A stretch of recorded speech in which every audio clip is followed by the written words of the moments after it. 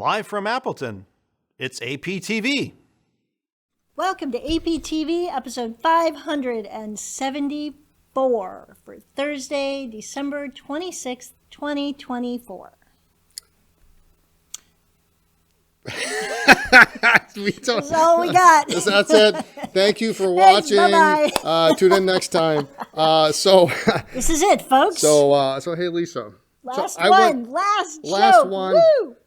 I went shopping for shoes the other day. I don't know if you Without were. me? Well, you were doing something. And I went shopping for shoes, and I tried on a pair of shoes and they were just too tight. Okay. And the salesman comes up to me and he says, "Well, maybe you ought to try it with the tongue out."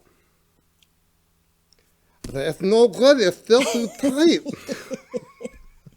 That's bad. That's terrible. I know. It's terrible. bad. All right. So what do we got this week? This This week- is the final episode. This is our final. This is it. This is it. So I'm gonna help you out Final here. podcast from us as Anderson Pens. I promise you, you will see us again, whether you like it or not. Yeah. So if you love us, great. We'll be back. If you don't like us, Well, we'll you're be getting a back. break. Yeah. So the first podcast was Oh May my God. 20th, 2012. Now Lindsay's going to put in some highlights from over the years at the end of the podcast. You know what you should check out is our hair. My hair gets long and short and long and short. In glasses. And glasses. And then you got LASIK surgery. Yeah, and then glasses again. But it's awful for us to go back and look at the man. first few because... And by first few, you mean the first 570, maybe. Because the first, I don't know, year or two, we were in our old house and we did not have air conditioning. So sometimes in the background, you've got barking dogs, you've got lawnmowers. We had a fire truck once. Some screaming neighbor banshee woman across the yeah. street. Did she ever make it on there? I'm sure I'm she sure, did. yeah, Get it. We also had, so we would close our windows, but we didn't have air conditioning, so it would get really hot. And those were some... Well, and back in those days, too, we actually wrote the script. Like, Yes. literally word for Lisa word. says this, Brian says this, so that we which- wouldn't forget anything, and we'd still forget things. Yeah, so, I mean, as we got better, we didn't need to do that. We Yeah. could just put the subject Wing on, it, but- kind of. So those are fun. I mean, it would take forever to Oh do my those God, things, yeah. because And you were doing the audio and the video separately, and then... And I had some help from some local folks. God bless them. They helped me out with dealing with some audio and, Right. combining things. But I mean, it was taking hours and hours, and it would take an hour to write the script and put it together, and then we were doing the Google Hangout. Oh, and, yeah.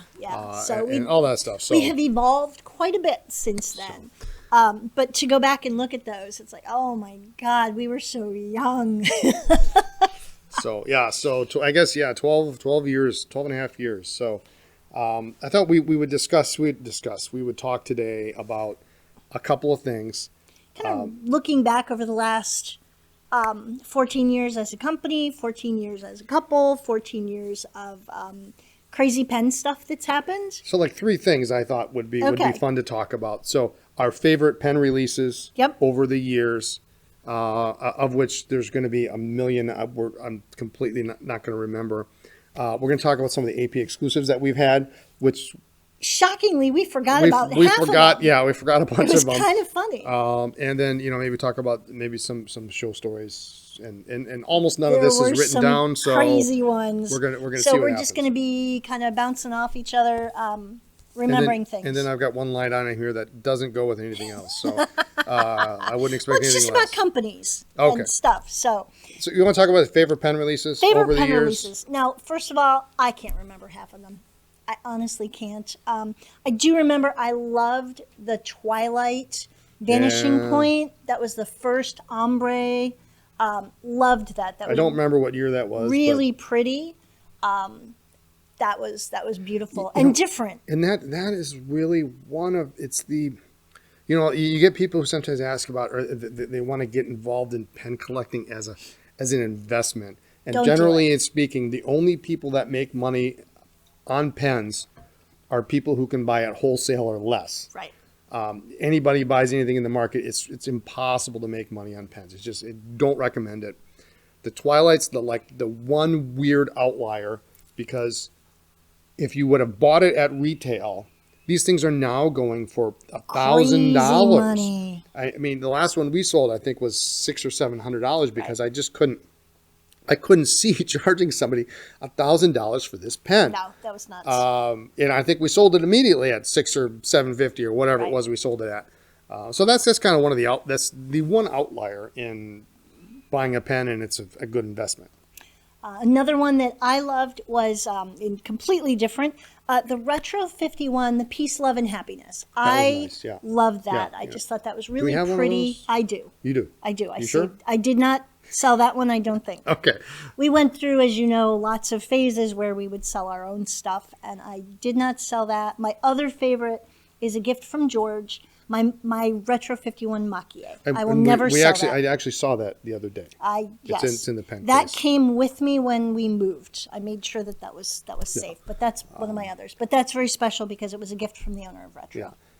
Yeah. So and there really were nice and I knew there was going to be some cool retros in there. Yeah. And I can't remember them all. There's been so many. So many. One of the more recent ones that I kind of wanted but I didn't get was the Dracula. That was cool. That was a neat, really, and and as always happens, we ask for X and we get X minus a lot. Yeah. And so there just wasn't enough. I think maybe we got 4 of those or 7. We didn't get many. We asked for a couple dozen and we got like 6 or something ridiculous like that. So that was a good one. If you want to stick with Pilot. I loved when Pilot came out with their SE versions, the marbled acrylic, the Heritage SE, the Vanishing Point. SE. I love what they're doing now with some of those marbled acrylics, and so that's really cool. In the last 14 years, they haven't. I mean, Pilot's very slow moving to come out with new things. They've been innovative, more innovative than like Platinum or Sailor, only in that they have more models that are different. Yeah. Sailor is by far the winner in all the different color combinations. Slow down a little. Yeah. But as far as, Sailor hasn't come out with, as a standard line. They don't have 12 different models like Pilot does. So Pilot wins over those two companies for that. You've got the Custom 74 and the 823 and the 743. All the numbers. Yeah. But the marbled acrylic is really cool. And so those I was really excited to see. Yeah. And then we've got, and it seems, Vanishing Point is clearly one of the winners in Pilot's, lineup. The LS that came out, which, if you think of it as all similar to, the Fermo that they had years ago. So they're coming out with a unique system to push down and retract the nib. Yep. I love that pen so much. The LS is just super cool. So they came out with some different things. Sailor's got Pro Gear Slim, 1911 standard, large and standard. So, Sailor always had the colors. Yes. And more than anybody else. More than anybody else. Absolutely. And Pilot would be like, okay, this year we're going to come out with blue. Green. Come on, man. Come on. Throw me a bone. But a number of years ago, and this kind of leads right into one of my favorite releases of the past decade, the Sailor 110th anniversary. And I like this, and I think this was... this is Sailor calling in now, thanking us for this. Saying, hey, we got a couple new ones. The 110th anniversary, I think this is right around the time where Sailor had Plus came in and acquired a large percentage of ownership of the company. But this big sterling silver pen with the roll stop in the cap, and I said, you know what, that's a cool design. Very different. It's very different. Really cool. They followed that up with the... there was the chased ebonite pens. Mm-hmm. I can't even remember. I forget what the name of them were. But I said, you know what, this is cool. I would like to see something like this going forward. Yes. I love that pen, and it was so different. So they had that one, and then they had some other similar pens to that. But that 110th anniversary, that's definitely on the top of my list for one of the favorite pen releases. What else do you have? This one, and I'll probably pronounce it wrong because I never knew how to pronounce it in the first place. And it's something I wish that the U.S. distributors or at least Japan would help to help Westerners be able to pronounce some of their products because they're oftentimes only in Japanese. Is the 3776 of Kumpu, which was that beautiful teal That was swirled gorgeous with rhodium trim. And what made that pen extra special was the fact that they offered it in a soft medium nib, which they almost never offer ever. So that one was one of my favorites. I remember that pen came out just before we decided we were going to try me going to the Miami Pen Show. Oh, God. Which maybe we can segue into that in a little bit. We'll skip some of that. We'll skip some of that. But you did get to see my brother. I did get to see your brother, yeah. But that was such a great pen. And I remember I had a whole roll of them, and I was shocked that we didn't sell out. And now that pen, also like the Twilight, maybe not quite as extreme, is a good investment piece if you would have bought it originally. I did put down 2 Viscontis. Okay. The Homo sapien, they're both Homo sapiens. Because, Visconti comes out with a lot of stuff. Right. The Crystal Dream, I think the most perfect Visconti Homo sapiens lava pen ever made. Okay. It's beautiful. They made the Skylight, which had some issues and actually sacrificed ink capacity for those windows. But the Crystal Dream fills into the barrel. That's very big cool. wide ink window. I mean, you want the lava, you want an 18 karat nib, and you want to be able to see your ink, and it's all in one package. So I love that pen. The other one, I can't remember the name of it, but I remember it came out, I think it was in the winter, and it was this carbon fiber with gold overlay, or gold fibers inlaid into the pen. Let me look that up for you. Good luck. Carbon fiber? I think it was carbon, or it was carbon fiber, and then it had little gold threads in it, and it was Carbon more? No, it wasn't that one.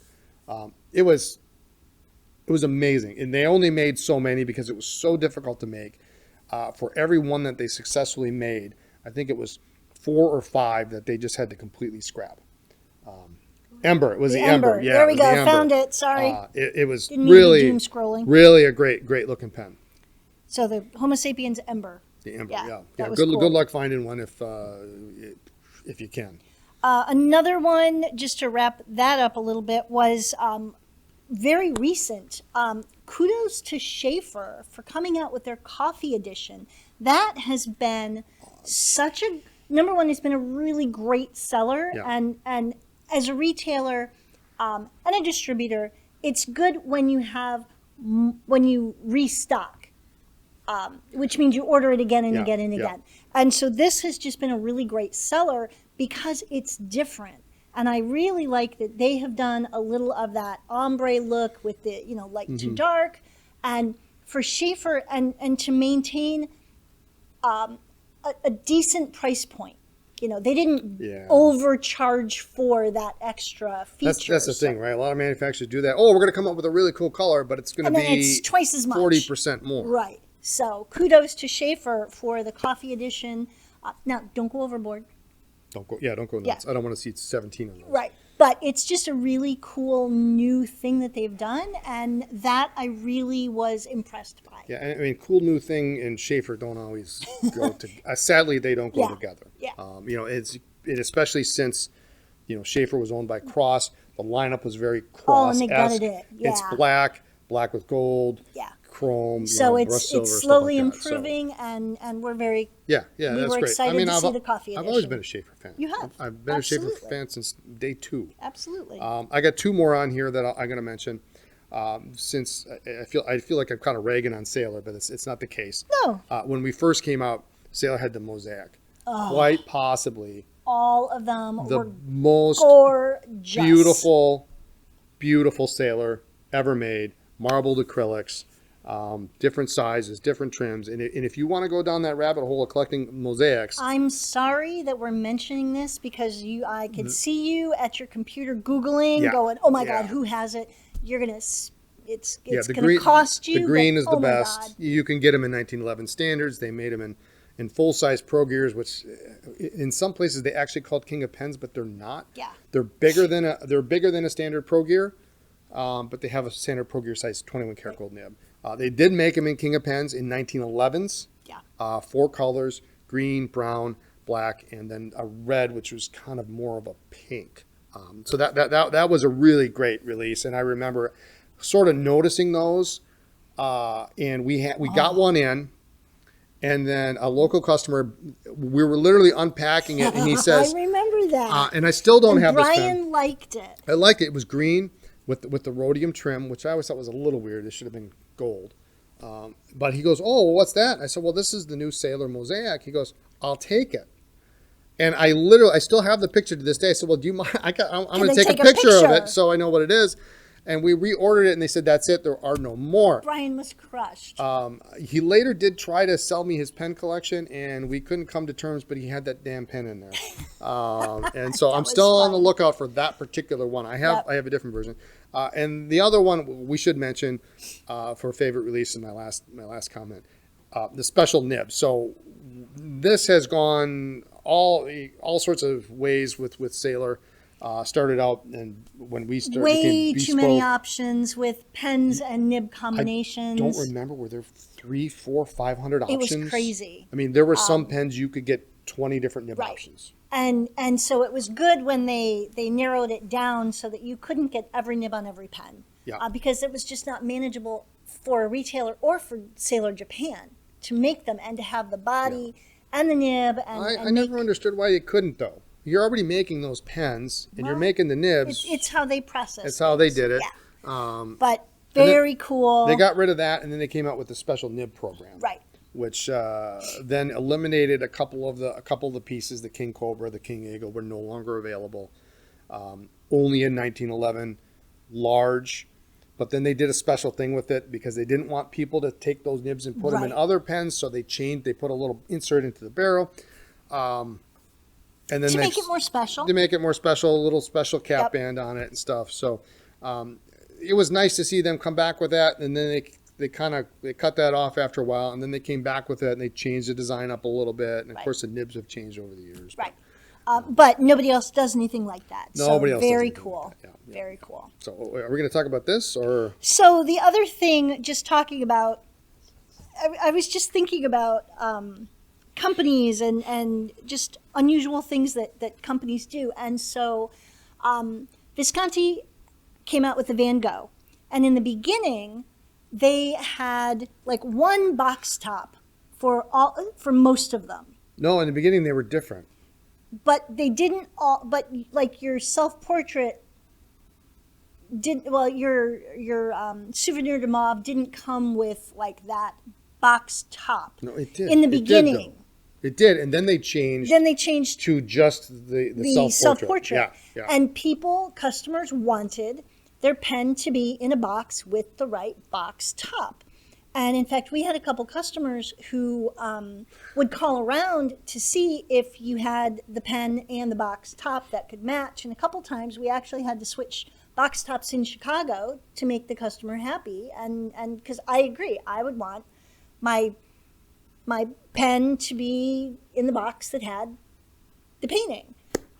So I was really happy when Visconti came out and started to release all the pens in the proper box with the proper box top.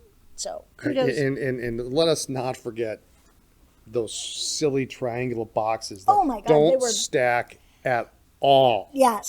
So when they went to that, now unfortunately they went to a larger box. But at least it was stacks. rectangle. Yeah, you could do something. The other ones did not. It was I have very awkward. I have another funny box story that we'll talk about. Your John Lennon that got stolen, or? Well, yeah, there was that. Yeah, so I mean, I guess we were the John Corwin stories? No, so I don't know what that is, but we'll talk about the John Lennon thing. So I once had a Mont Blanc John Lennon stolen at a pen show. I believe it was Baltimore. And so I had this box, but the box is like the most massive box ever. It's like almost impossible to ship. It's not impossible, but it's big. But so I had the box for it. It's got a 45 RPM record in it of Imagine, John Lennon's Imagine.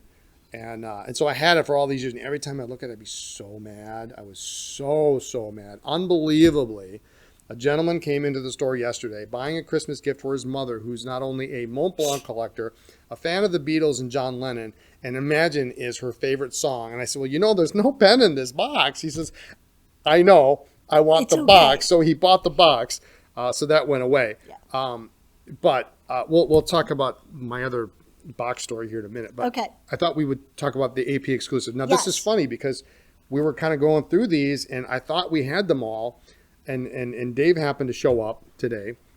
And he reminded us of about half a dozen others. Yeah. Like, oh my God, I totally forgot about those. Do you remember which one was the first? The retro? No. I think it was this one. So we have done I totally forgot. AP exclusives with several different companies. 5 companies. So we did, with Edison, we did our own 2 exclusive colors we did in a bulb filler. And funny story, it wasn't actually, we didn't really care about the filling system. We just wanted our own colors. And Brian Gray had just come out with the bulb filler. And he said, it was a new thing. This is going to be cool. Why don't you do this? So we got to do an ebonite and a cracked ice. I honestly don't remember what we called it. Yeah, it might have been cracked ice. Might have been cracked ice, yeah. It wasn't white and blue. White it was and very blue, pretty, kind of a very pretty. periwinkle almost. So we had that with Edison. We did with Retro 51. Back in the day, Brian had started in IT, and we did what we called the terabyte, which looked like a green motherboard. Yeah, green circuit board, yep. And then we also did a black one. We followed it up with black, yeah. We were thinking about doing another one, but it never came to fruition. Money. And then we did a couple of them that you all know about that relate to the reason that this video is happening. So we're not going to mention those 2. We are. The Palmer and right. the Chicago. Because the Palmer is a beautiful pen. We put a lot of thought into designing it. We were inspired by the Tiffany peacock doors at the front of the Palmer House Hilton Hotel. And it's a beautiful, beautiful pen. And the Chicago had the Chicago skyline. And what I remember about that is Retro, for some reason, couldn't get the buildings that we wanted in the skyline. They kept sending the wrong thing. We wanted the Sears Tower or the Willis Tower, whatever you call it if you're from the area. It's the Sears Tower for everybody. But they kept putting the Hancock building in there. And so finally we had Chris, who at the time was with us, and he's an artist, and so he just fixed it, and we sent it in. Yeah. And we loved it. And then we had our sales rep at the Chicago store for an event, and she says, "Hey, what do you guys think about the windows in the Chicago?" They glow in the dark. And we're like, "What do you mean? They're fine?" She's like, "They glow in the dark." We're like, we didn't ask for that. She's like, "We know. We just threw it in there." So that was a surprise. So I guess this leads perfect. I guess we should mention it, right? Because this leads into my funny box story. So I honked off a lot of people. You did. And an unbelievably large amount of people I honked off. No wonder people hate you. Apparently. So when we did a run, and the idea was this would be. It is funny. It's funny. So the idea was this is going to they do. This is going to be a staple at the Chicago store. So literally, when people would come in and they'd be visitors, they're not pen people, but they see this cool store, they're going to get a gift. It's a rollerball, and it's a rollerball. It's $50. If you're staying at the Palmer House, that's gift price range, right? At least. And so we did, and I'm sitting here thinking, well, we did the first run, and it had the beautiful tube, and it had the skyline, the matching wrap. And, the matching wrap. And then we came down to the second run, we were running out. We said, well, we need to get some more. And they always give you the prices. You can get 500. It's this price. 750 is this price. If you want this, that, or the other thing. And apparently one of the options was the matching tube. The matching tube or a plain black tube. So me at the time, I'll admit, I was being cheap. And I said to myself, the people who are coming to the Palmer House and buying this probably are not retro collectors. They're not fountain pen collectors. They don't care. The fountain pen people or the pen people that have wanted this already bought in the first batch. Boy, were you wrong. Was I wrong? Oh my goodness. So I went with the black tube to save, I don't remember what it was, 50 cents or something. It was a buck or two. But... Maybe it was a buck per pen. I mean, it was no small chump change, really, when it all came down to it. Boy, are people still mad at you. We had people call up and say, listen, somebody is selling these on eBay. They're fakes. They're copies because they don't have the thing. And people were mad. They would get them in the mail and say, well, where's the thing? Can you send me the artwork? No. And I said, well, now you know, if you have one with the artwork, it's the original. It's the first batch. Yeah. So yeah, that was, Bad box. Bad box. Bad box. So that was retro. Delta, which I know you forgot about, but I didn't. These were very small run. Delta came out with this cool pen called the Vintage. Yep. Now I'm a little leery when somebody calls something vintage because it's, what is it vintage to? Right? They were really nice. They were kind of smaller pens. They were smaller. They came in a couple different colors that Delta released. Really pretty brown was cool. Yep. And then we asked. Nobody ever buys brown, though. It was a cool It was a great color. brown. It was a great brown. And then we asked if we could do an exclusive. And so we actually did 2 different runs of the Delta Vintage. I think they were 50s. One was green and one was red. Yeah, it was like an olive green. I think the first one was red. And they were numbered. I think we only did 50 pieces of each. And then the second one was an olive green. Which for some reason, wasn't as popular as the red. Yeah, we were surprised. But it was a nice green. And that makes me think of, when you mentioned that brown, one of my favorite pen releases, which also was a little scandalous at the time, was the Delta Fusion 82. Oh, yeah. Do you remember that yes. drama? So the Fusion 82, if you look it up, the marketing claims for it were just off the charts. They were just so ridiculous. Really great marketing steel spin. nib with, what was it, a 14-karat little plate, and it looked like a tuning fork almost on top, and they were saying that the gold would heat up the ink and it would allow for better flow. I mean, it was ridiculous. A great writing pen, really. I have one in brown because I liked it, but it was the most absurd marketing claim ever. Didn't quite live up to the hype. Yeah, they were good pens. In that it didn't do quite what it claimed. I mean, that's like fictitious, but yeah. Cool. Anyway, so that was that. We had the Delta, the one we both completely forgot about this morning. We did like 4 different exclusives with Franklin Christoph. And Scott, I love you. You know that. We've known each other like 30 years. I'm so sorry that we forgot. Totally forgot. Well, we didn't forget it. We didn't forget it because here it is. Do you remember the order? No, I have no clue. So the order. I don't even remember the numbers. They were blue. If I'm not mistaken, the order was 02, yep. which was the cool with the tapered barrel. Yep, that was fun. I love that pen. I have one of those. The 19, which I never got, which is the oversized with the 2 bands. Yep. I believe the third one in the group, which I also never kept one of, was the Pocket 40 in the ice with the blue. And all our pens had the matching blue parts. And then the last one was the 03, which we did in all blue, which was more of a kind of a cylindrical. Yeah. I mean, there was no really killer design element to it. I think it was very cylindrical, but it was gorgeous bright blue, stunning AP bright blue. Yeah. So that was cool. So 4 neat. Franklin Christophs that I confess I completely forgot about. But I mean, 14 years is a long time. Yeah. I couldn't even tell you how many of those we made because they were regular production runs for quite a while. I could look in QuickBooks and tell you. I mean, I bet you they're not 50 of any of those. I don't know. Especially the Pocket 40. We did a couple runs of one of them, but yeah. And then the last one, we did a few different exclusives with Sailor. We did our Peacock. The first one.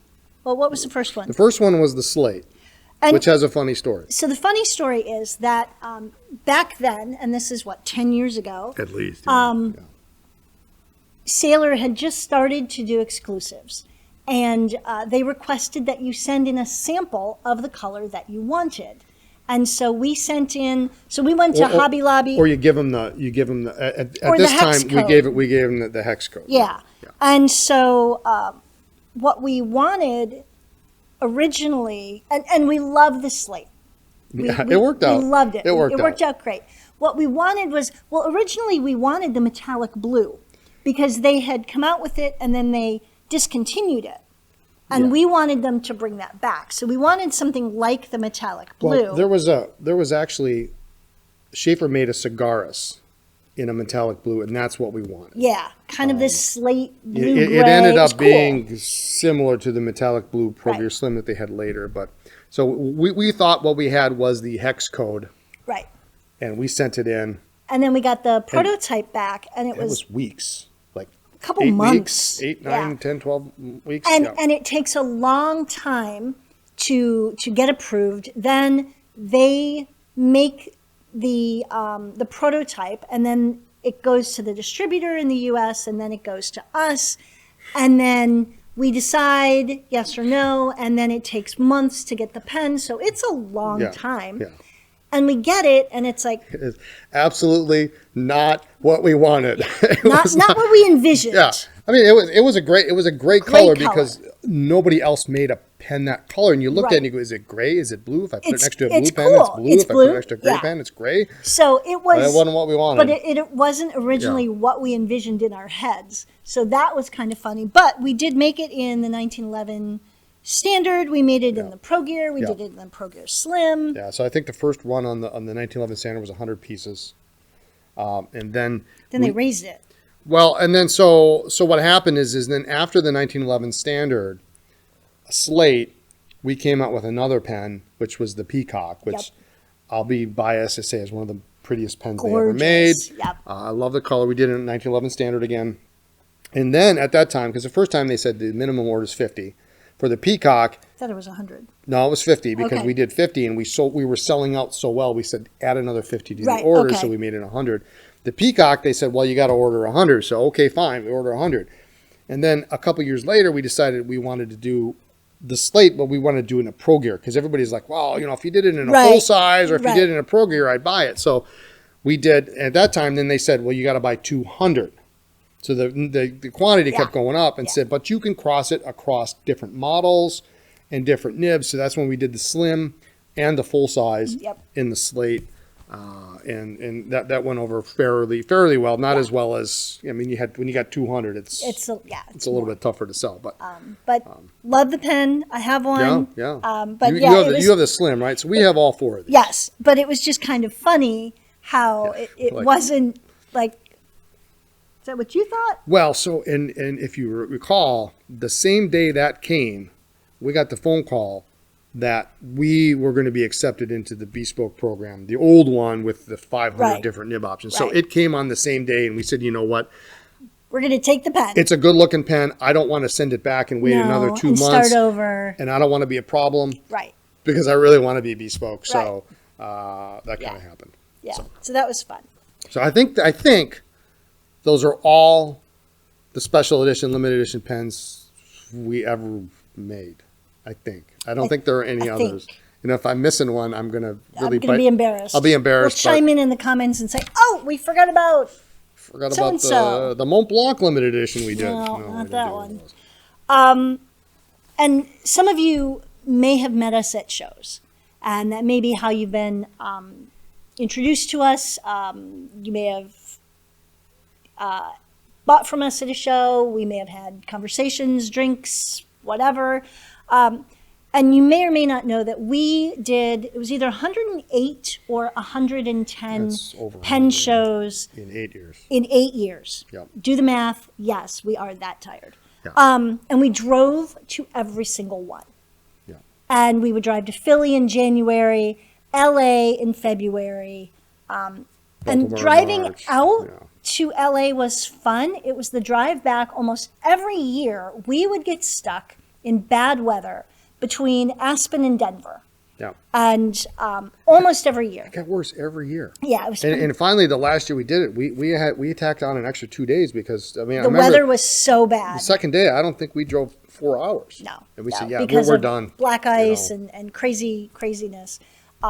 So we did 12, 14 shows a year. 1 year we did 3 shows back to back to back, which meant we Can you remember go to what they were? Yes, it was in March. We did Baltimore, and then went home, and then the following weekend we went to Long Island or Little Rock, and then went home, and then did either Long Island or Little Rock, the other one, and went home. Baltimore, Long Island. Long Island. Yes. Long Island, I forget, and probably. Yeah.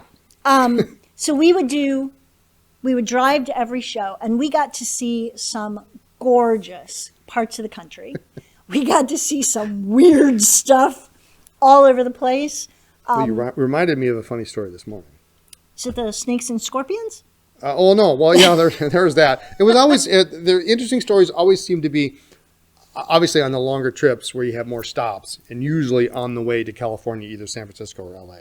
Yeah, and there was that one stop where we get there, and we're tired, and we just got to use the bathroom, and there's a big sign by the car. This is, be careful for snakes and scorpions. I'm like, I'm not getting out. I'm done. I'll hold it. I'll hanging out the window. I don't know, but Brian Patrick, because how bad does it have to be that you've got a sign that says, beware of snakes and scorpions? And for gentlemen, you can stand up for the most part. Ladies, you've got to sit down, and it's like, what am I sitting on? Oh my God, it was freaky. No, we didn't stay there very long. No. Go in, do your thing, and leave. But the first time we went out to LA, you were telling me this morning, you were reminding me, and I totally forgot about this. I had never been. I had never been through the Rockies. Yes, and we had just gotten a brand new DSLR. Yeah, it was a Canon T2i, I think is what it was. Yeah. And we brought it because we were going to take pictures. And I'm not a great navigator, and I don't sleep well in cars. So I usually drove, and I like to drive. And so I'm driving. We get through Denver. We're in the Rockies, and Brian's like, "Oh my God, look at that!" And he's just taking pictures. Click. And then we turn the corner. Okay. I'm good. And then we turn the corner, and there's this gorgeous scenic drop off. Oh my God! Click. For hours through the Rockies, and then be like, all the way. Okay, I think I have enough pictures of rocks and mountains, and then we turn, and a couple times we pulled over because it's just so gorgeous. So that was fun. Well, and so when we got back, I actually, and I think at the time, I think we put it on the TV, and I think your mom was visiting or something. Maybe. She was probably watching the kids. And we were, probably. And so we were showing all the pictures, and there were more than 500 pictures of rock, of mountains and rocks. Gorgeous. And, I mean, it was great, but after a while, it was like, okay, okay, keep going. I mean, it took a long time to go through them all, but. And in some of those places, and there are three things that are really important when you are traveling long distance: food, bathroom, and places to sleep.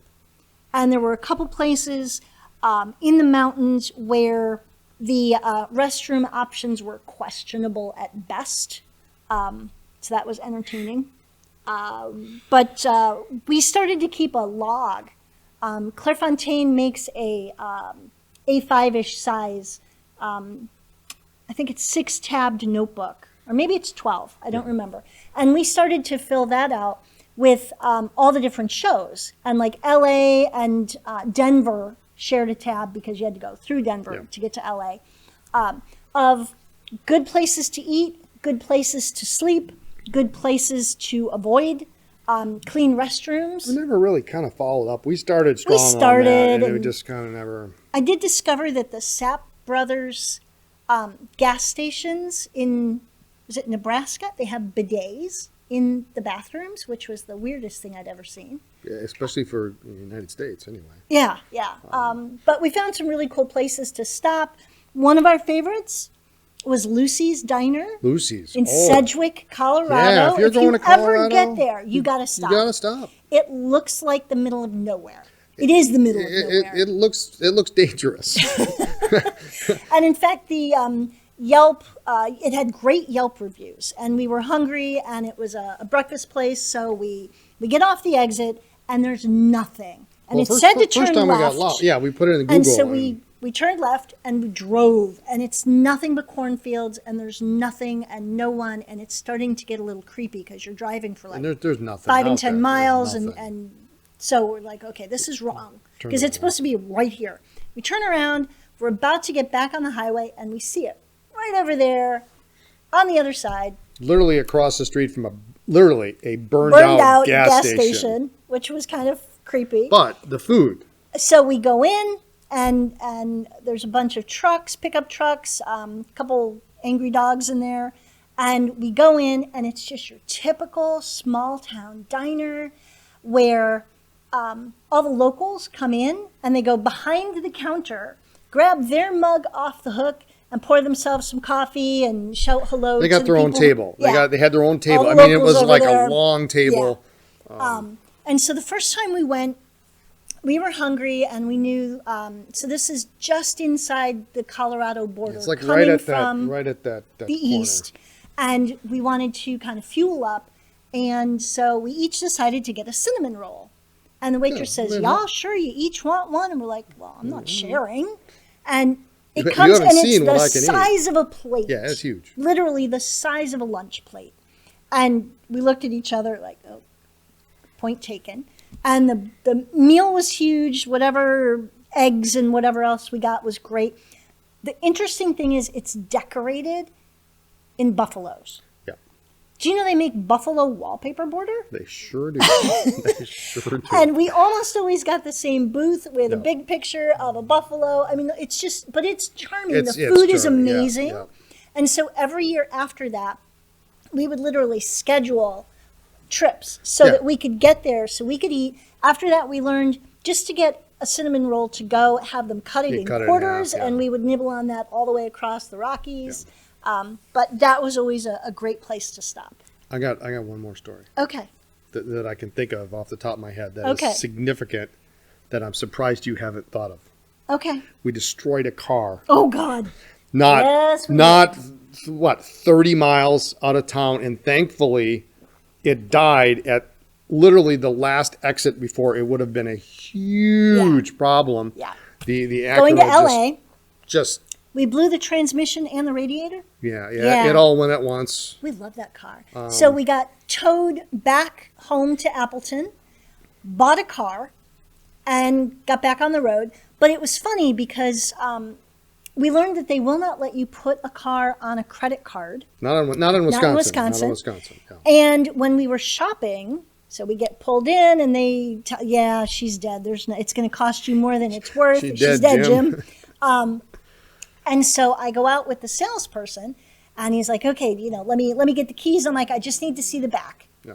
And he looks at me. I'm like, can you pop the back, pop the hatch? So I lean in, like I'm diving, and then I lean out like this, and he's like, can I help you? And I'm like, no, I know how far back I push the boxes in for the first row, and I know how wide it is, and it has to be at least that big. Yeah, otherwise all this stuff. I mean, the Acura was not that big, really. It was an old MDX, and I mean, it fit stuff, but it was kind of, it was kind of tapered at the back. And so I knew what I could fit in there.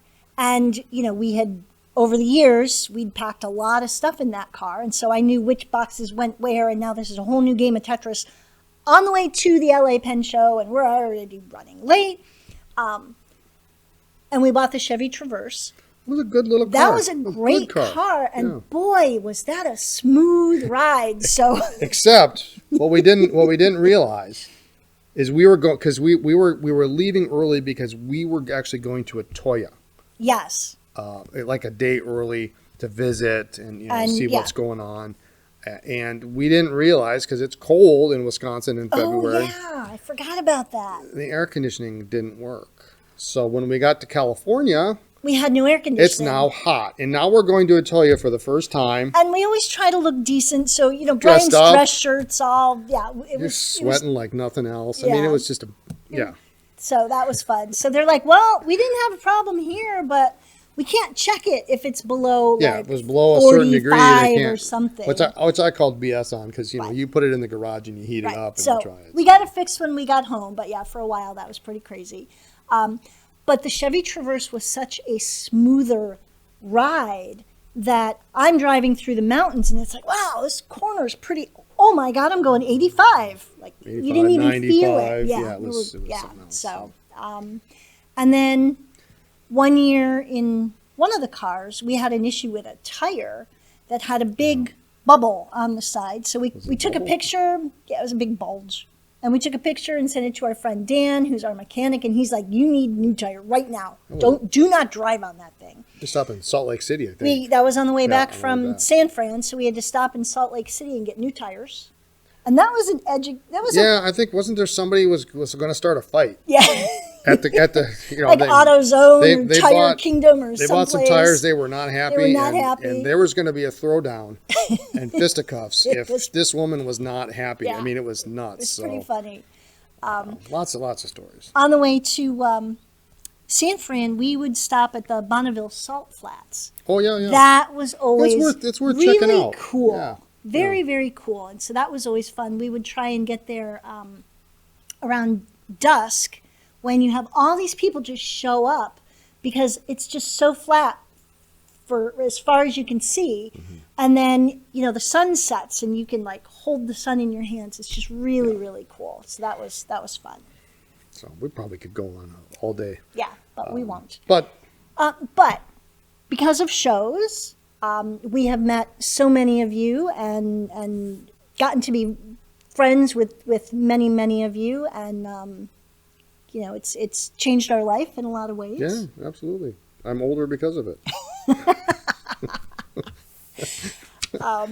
But those are all memories we won't forget and we take with us. And we've got dozens of store stories. And do you remember the first time I was pissed off at you in the new store? No, I don't remember those. That's probably safe. So you're pissed off at me? In the old store. Okay. We were only open like a week. What did you do? I have no idea what I did. Someone came in and stole a pen off the sale table, off the clearance table. Yeah. And Brian chased him down the street to get back a $5 clearance used Retro 51. It was a red retro. Yep, and classic lacquer. I think when George retired, I said, well, one of the pens I need to have a red. Yeah, so red classic lacquer. We had a consignment lot. A friend of mine passed away. He was the one who helped with the early audio, helped me with some early audio things. Yep. He passed away, and his wife reached out, and so we were selling his pens, and I had them, and it was the old aluminum tube, and we had it sitting on the table with the pen and the clip out, and this kid comes in, and he's talking about how he's a poet and this, that, and the other thing. He writes his name on the notepad with the pen. Oh, this is great. And I turn around and he's okay. Well, I'll come back later or whatever. And I noticed that the tube now was closed. And I thought, son of a gun. And I opened it up. Sure enough, he had hawked the red Taken retro. the pen and closed it up. So Brian bolts out the door. I didn't know any better. That's what I was like. You don't steal from me. Bolts out the door. I'm gonna go get, and he comes back and he's got the pen. And hey, you could have gotten shot. I said, hey, give me that pen. He goes, what are you talking about? I said, give me that pen you stole. And he looked at me. He was terrified, and he took it out of his pocket and he gave it to me. He said, don't ever come in my store again. And that was it. Yeah, he could have shot me. Yeah. All over a retro. Knife, but then after that, retro contacted us. And they were like, oh yeah. By the way, here's the story. Yeah. So that was fun. So. And one of our customers at the old location later became our oral surgeon for everybody in the family. Yeah, John. So shout out to Dr. John. But yeah, lots of fun memories and lots of good fun people. Lots of good people. So, what next? I got nothing else on the script here. This is not much of a script. It's just a list of cool pens, scribblings. So this is it. We will be back in some form or fashion. We don't know what the future holds for us. We've got options we're looking at. Right now, between now and the end of January, we will still be in the store occasionally. When you view this, it'll be the day after Christmas, so we will be in the store Thursday and Friday, packing up the rest of the online orders, and then we will be in occasionally. We'll do end of year inventory. We've got some people buying some of the cases and display pieces, so we will be around, but not by any set hours at all. Yeah, and the website will, by the time you see this, has already been shut off. So that's sad. Yeah, that's going to be tough. That's going to be a tough one for me. I'm mostly okay this week, but shutting the website off is kind of a sense of finality. So that'll be the case. But if you're in the area or there's something you need or something you want, we can be here by appointment. Yes. Can't say I'm going to honor the request for the appointment, depending on what time it is or what day. Brian doesn't do mornings. Well, yeah, it's not in the morning. And we do have a couple of things that we have to do. Yes. That are not in the store, so we will be gone on certain days. But you can email us at info@andersonpens.com and just tell us what day and what time. Give me some options. And what you're looking to do. Right. I don't want you to drive from Milwaukee, Madison, right. anywhere out of the state and think you're going to find a bunch of stuff because the inventory is minimal at this point. Yeah. It's minimal. So, but we do have Courtney. We'll see you on the 4th. Yep. But we do have, a couple things. We've got, we do have some people coming in for certain things. So if you need to come up for something, definitely reach out. But please let us know what you're hoping to get accomplished. Yep. Other than that, you can reach us at Brian and Lisa Anderson. Our P.O. Box is P.O. Box 35, 415 East Kimberly Ave, and that's in Kimberly, Wisconsin, 54136. That's the closest thing to us. It's very close, actually. Yeah, like 2 miles. Final thoughts. Thank you to everybody. Thank you. Thank you for all of your patronage over the years, for your friendship over the years, for your support, feedback, guidance. Yeah, and and it's not always measured by dollars and number of orders. No. It's not. It's the people that come in and maybe they're buying a pack of cartridges, but they're coming back. And it's a conversation. We've had some great conversations, some interesting conversations. Met some great people at shows along the road. In Chicago, in the old store, in this location. But we will be part of the community one way or another. Yeah, you'll see us. We can say for sure we'll be at least at Chicago. I don't think we're going to make any pen show before Chicago. No, we've got there may be a couple options next year that maybe we want to drive to. As attendees, we're not going to set up a table. No. That's not going to happen. If you're local, the Appleton Pen Club. Yes, we will be. I'm actually excited. I'm looking forward to attending as a regular old pen Just dude. an attendee. And actually, if you're interested in the Appleton Pen Club and you're local, it's appletonpenclub@gmail.com. And our esteemed president Bob will sign you up on the list so that you can get the notices. We're working on setting a specific day and time each month. Well, to try to. We aren't. He is. Well, yes. The club trying to set a specific day and time each month that we can meet. So we got a consistent thing. So it's not. I'm excited to not be in charge. Yeah. So you'll probably see us there, and we're hoping to do it at the local Barnes and Noble, which is an awesome. added bonus. Yeah. So. But as far as since we announced that we were closing. We want to say thank you for your money. Thank you for. Wow, that sounds crass, doesn't it? Thank you for helping us end on a high note and in an honorable way, to be able to pay off all of our vendors and all of what we needed to do, so that when we leave, we know that we have done it the right way and the honorable way. Other pen companies have closed and left some of the distributors with massive told no one. Yeah, massive bills, and we never wanted to do that. So to enable you all to use your store credit and your gift certificates and everything was always very important to us. So thank you for supporting us all the way to the end. By the time this airs, we will know who was the final sale. I'm mentally taking bets.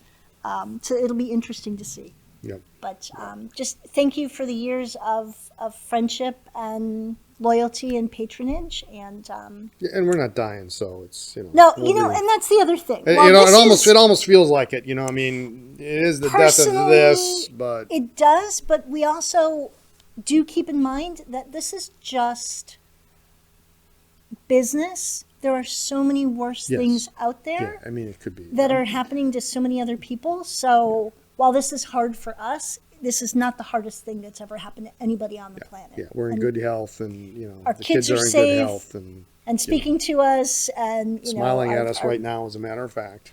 I got text from Garrett. She got those little dimples she going does on. Have dimples. So. Our moms are fine, and so we are very lucky and very grateful for all of that, and for all of you. All right, so I guess that's it for now. That's it for now. And the local folks, we'll see you at Pen Club, and we'll see you in Chicago in May, and we'll have follow us on Instagram, Lisa Anderson Pens, Brian Anderson Pens. Brian's going to do some twitching. I'll do some twitching. Hopefully we're getting that set up, or we've had it set up, I guess, by the time this airs, which is pretty exciting. So if you're not into vintage pen repair, that's kind of what I'm probably going to do. We'll see what happens. But keep in mind, this is not goodbye. This is just see you later. See you later. So, this is Anderson Pens Podcast, Episode 1 on Sunday, May 20th, 2012. This is Brian. This is Lisa. This is our inaugural podcast on the Anderson Pens Radio Network. Welcome. Oh, yeah, that's a blue Model H, I can tell just by looking at it. There you go. And one of my other personal favorites. Oh, yeah. Okay. This is Anderson Pens Podcast Episode 212 for Wednesday, January 11th, 2017. This is Brian. This is Lisa. This is Anderson Pens Podcast Episode 273 for Thursday, May 31st, 2018. This is Brian. This is Lisa. Anderson Pens Podcast Episode 300 for Wednesday, December 12th, 2018. This is Brian. This is Lisa. And hi. I'm John. Perfect. Podcast episode 395 for Wednesday, May 19th, 2021. This is Brian. This is Lisa. Live here from City Park in Appleton, Wisconsin. Absolutely. One for Thursday, December 29th, 2022. This week we have me, Lisa, and we have Brian together. This is pretty exciting. It is. I don't know what to do. Yes. Welcome to APTV, episode 497 for Thursday, June 29th, 2023. This week we have a birthday, plus banter, news, updates. Yeah, the ones I've seen, though, only have 4. Can't stand you. It's good. No. It's great. No.